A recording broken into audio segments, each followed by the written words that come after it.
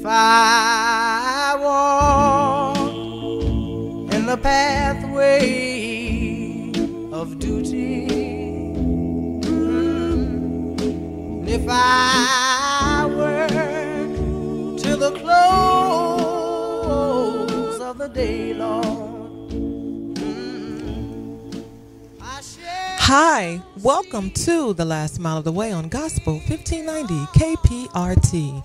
I am your announcer and dream keeper, Jeanette Bush. Now, here is your host, Carl Boyd. Good afternoon and welcome once again to The Last Mile of the Way on Gospel 1590 KPRT, gospel1590.com, KPRT.com.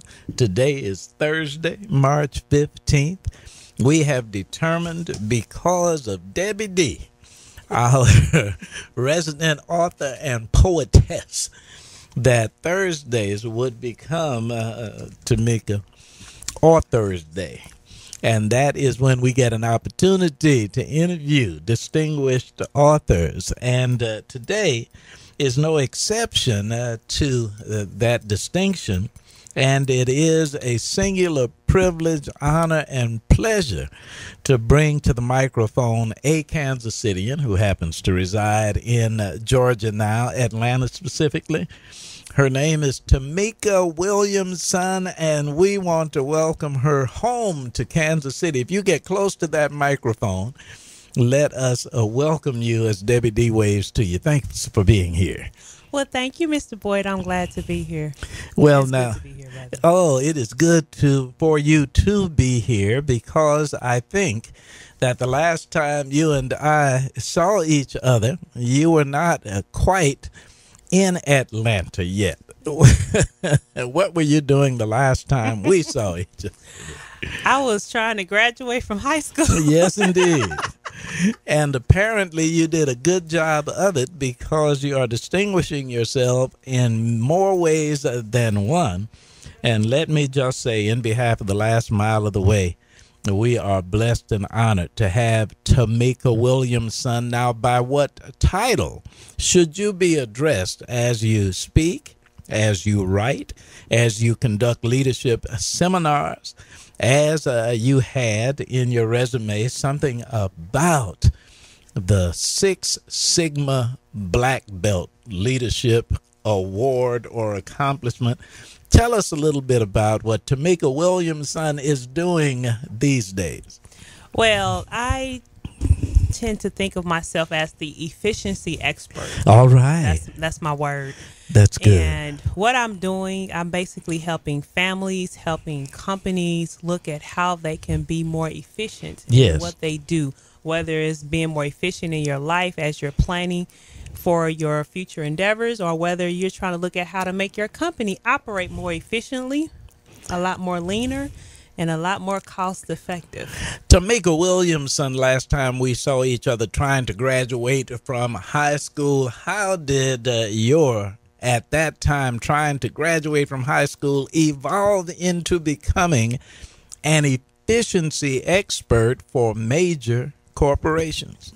Well, I was fortunate to have some great guidance when I was here in Kansas City. You know, people like you, Mr. Boyd. Oh, Lord. Some of my great teachers at Lincoln, and my wonderful Praise God. Delta sisters. Well, at that time, they were not Delta sisters, but the wonderful ladies of Kansas City, Missouri Delta chapter. Yes. But I actually went to Southern University, got my degree in mechanical engineering.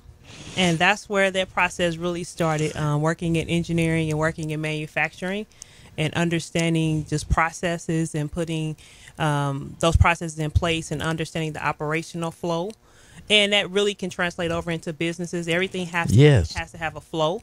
And that's when I started to get into the whole Six Sigma world and understanding lean processes and understanding how to just really be more effective and efficient in what you do, and getting rid of non-value added steps. Well, it's interesting to me that you said that, because I have a colleague whose name is Donna O. Johnson.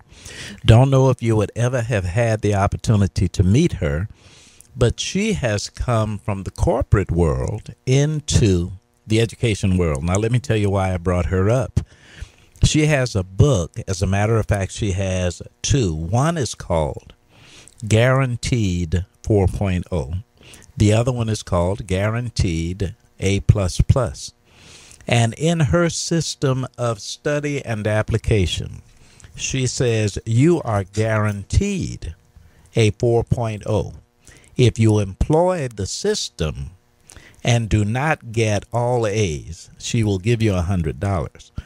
In about 20 years, she gave away $100 one time. Wow. And then it turned out that the young man who challenged her had not employed her methodological approaches. But the reason I mentioned that to Tamika Williamson is because she was an engineer.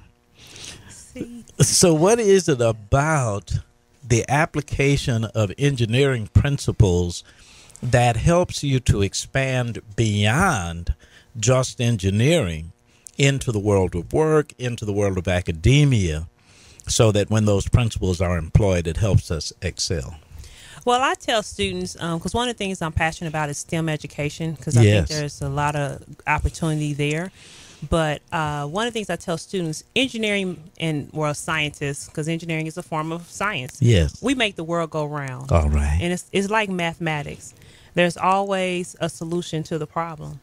And without mathematics, without engineers, things wouldn't exist. We wouldn't have the microphones that we're speaking through. We wouldn't have the chairs that we're sitting on.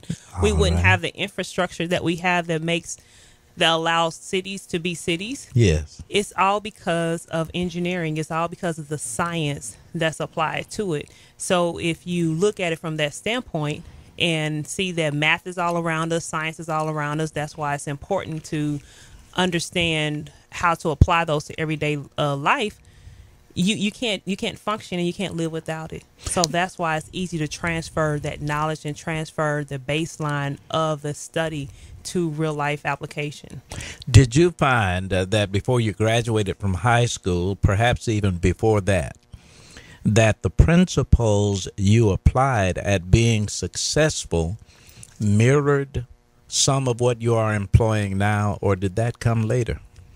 It came later. It came through experience. There were some time. The path to success. You're going to have some failure. Yes. So, if you don't learn from those failing opportunities, very good. then you're not going to progress on the success path. All right. You'll never obtain success without failure, and that's something we have to definitely understand. You're not going to always get it right. Well, let me ask Tamika Williamson, Kansas City and now in Atlanta, Georgia, whom you have worked with as it relates to client populations. What kind of people avail themselves of your services?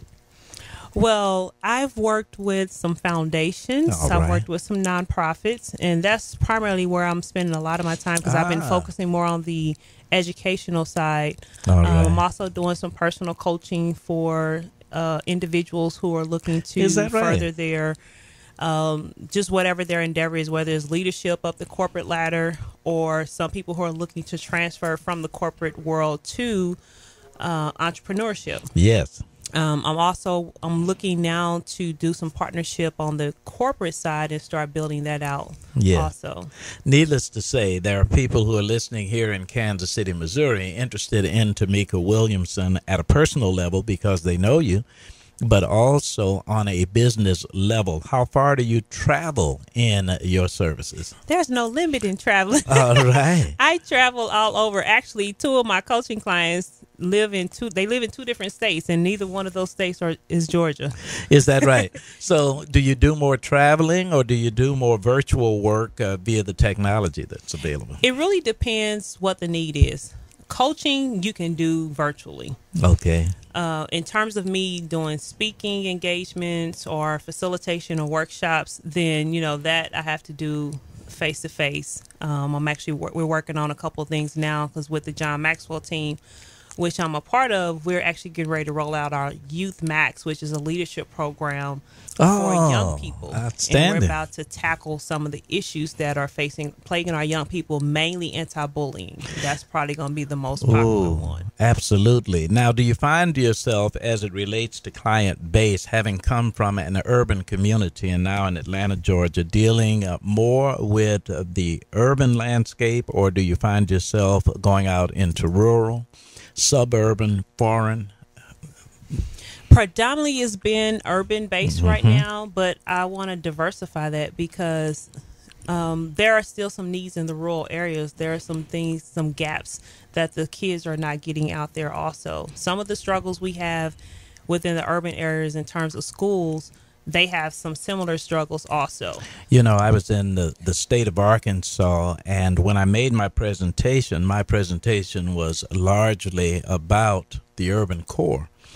There was a young African-American male who was as sharp as could be, and in his rhetoric, you could tell that not only was he highly intelligent, but he was supremely efficient. And he apologized to me. And I thought that was interesting because he said, "Oh, man, I want to do what you're talking about doing, but they have me working out in this suburb, and I want to work in the inner city." And I said to him, "Do you realize how many young people who look like you are in the suburbs and need you where you are? So you take us where we are to where we think we want to go." Well, the thing about being an effective leader, yes, is you have to learn how to be what John Maxwell would call a 360-degree leader. Yes. You have to learn how to lead and manage where you're at. All right. Because you can't always choose the car. You can't always choose the cards that are dealt to you, right. But you got to know how to play the hand. Isn't that the truth? Praise God. Let me ask you about John Maxwell Leadership. Tell us about that. Well, it's actually it's a great program, a great family-oriented program that I was fortunate enough to become a member of. What John Maxwell did, for most people don't know, but he's the number one. He's one of the top leadership gurus in the world. Okay. And one of the things he wanted to do, because we all are getting older, he wanted to implement a program that would help carry out his legacy. Yes. Because one of the last law of the 21 irrefutable laws of leadership is the law of legacy, and understanding how your legacy should go past you, just like in the Bible. And it says, praise God, a man leaves an inheritance for his children's children. Yes. So the same thing applies with business. Like Steve Jobs, Apple didn't die when he died. Come on. So whenever John Maxwell makes his transition, he wants to make sure not only are his books left, but he want to make sure his legacy is carried forward. So what he did, he created a certification program, and I was part of the founding members group. Oh, so is that I was right? in the first group of individuals who became certified trainers, speakers, and coaches under his program. And so we execute and implement his programs on the leadership, from a leadership training side and coaching side. Now, before we get into Author's Day, where we talk about your being an author and some of the writing that you have done, let's make sure